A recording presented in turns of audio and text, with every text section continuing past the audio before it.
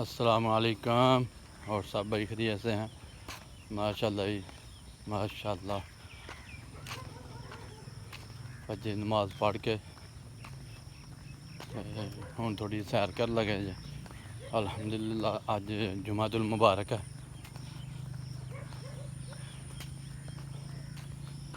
माशाल्लाह जी माशाल्लाह। अज फिर नहा धो के नवे कपड़े पावांगे इंशाअल्लाह तो जुम्मा पढ़ांगे। पर इस टाइम असीं सैर ते निकले दे ते गर्मी सुबह सुबह बड़ी हफ्स है, बड़ी गर्मी है। कोई पत्ता नहीं हिलदा पे,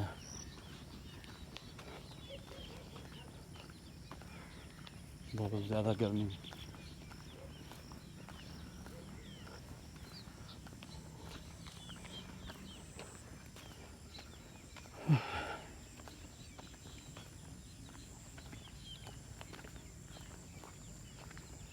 बिल्कुल जी, गर्मी होए या सर्दी होए सैर तो असीं करनी है।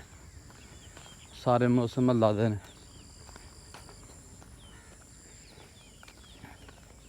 उंज देख लो किन्ना क पसीना आया दा, निचड़दा पे।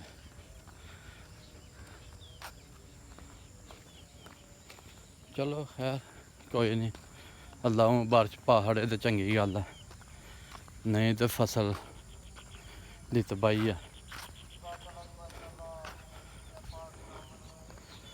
देखियो पानी है नहीं फसलों।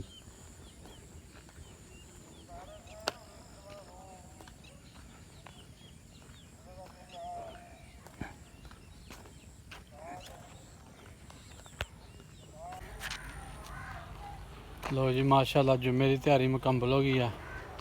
खत कराया, खत करवा के ते आके नहा धो के कपड़े पाले ने ते माशाल्लाह हूँ जी असी मस्जिद की तरफ जा रहे हैं इंशाअल्लाह। अल्हम्दुलिल्लाह अज जुमातुल मुबारक है, जुमा पढ़ांगे, तकरीर सुनांगे, बाद जमात नमाज अदा करांगे।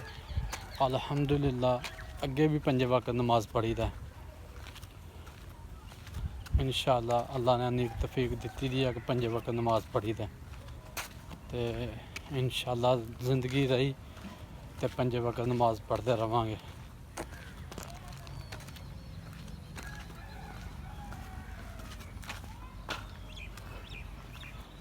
लो जी असी हुण लो जी माशाल्लाह मस्जिद की तरफ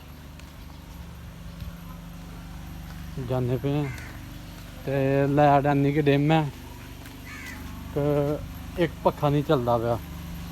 तो मस्जिद माशाल्लाह कोई 25-30 पक्खे ने जामिया मस्जिद जिथे जुम्मा होंदा ते जनरेटर चलाया दा।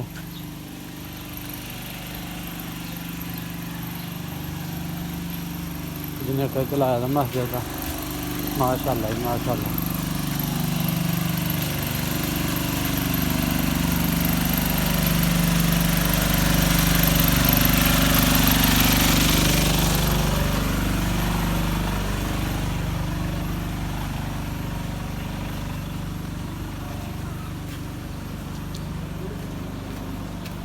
माशाल्लाह लेट हो गए थे।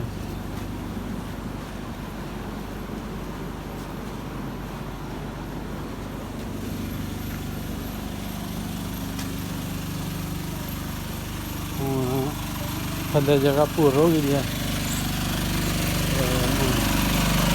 खाते करने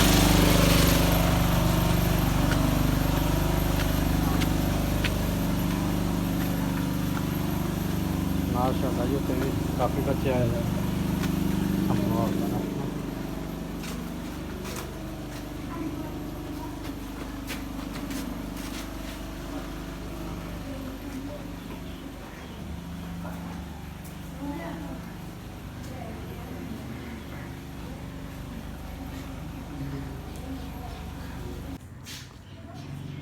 माशाल्लाह जी जुम्मा पढ़ लिया, पर जुम्मा पढ़िया पर बड़ा मुश्किल पढ़िया। लाइट है नहीं सी ਤੇ ਅਸੀਂ ਮਸਜਿਦ ਦੀ ਛੱਤ ਤੇ ਆਏ ਹਾਂ ਉੱਤੇ, ਪਰ ਸਾਰਾ ਇੱਥੇ ਜਿਹੜਾ ਨਾ ਆਵਾਜ਼ ਨਹੀਂ ਸੁਣਾਈ। ਇੱਕ ਰਕਾਤ ਹੋਈ ਹੈ ਤੇ ਲਾਈਟ ਚਲਾ ਗਈ ਹੈ। ਤੇ ਗਰਮੀ ਵਿੱਚ ਜੁਮਾ ਪੜਿਆ, ਹਾਲਤ ਭੈੜੀ ਹੋਈ ਦੀ ਹੈ, ਪਸੀਨੋ ਪਸੀਨੀ ਹੋਏ ਦੇ। ਚਲੋ ਫਿਰ ਵੀ ਮਾਸ਼ਾਅੱਲਾ ਜੁਮਾ ਪੜਿਆ, ਕੱਪੜੇ ਵੀ ਸਾਰੇ ਭਿੱਜ ਗਏ ਨੇ ਪਸੀਨੇ ਨਾਲ। ਤੇ ਕੋਈ ਗੱਲ ਨਹੀਂ, ਜੁਮਾ ਪੜ੍ਹਨਾ ਸੀ, ਜੁਮਾ ਪੜ੍ਹ ਲਿਆ ਅਲਹਮਦੁਲਿल्लाह। ਤੇ ਹੁਣ ਜੁਮਾ ਪੜ੍ਹ ਕੇ ਤੇ ਹੁਣ ਵਾਪਸ ਚੱਲੇ ਜੇ। ਥੱਲੋਂ ਵੀ ਨਮਾਜ਼ੀ ਨਿਕਲ ਆਏ ਨੇ।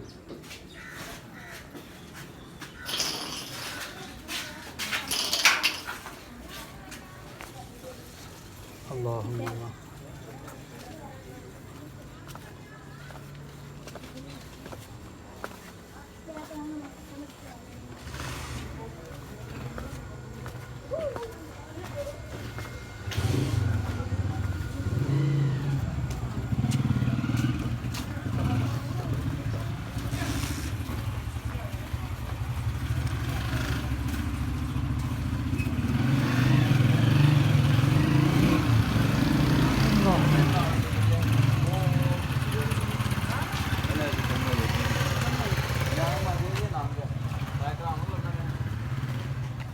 लो जी माशाल्लाह जुम्मा मुकम्मल हो गया, जुम्मा पढ़ लिया।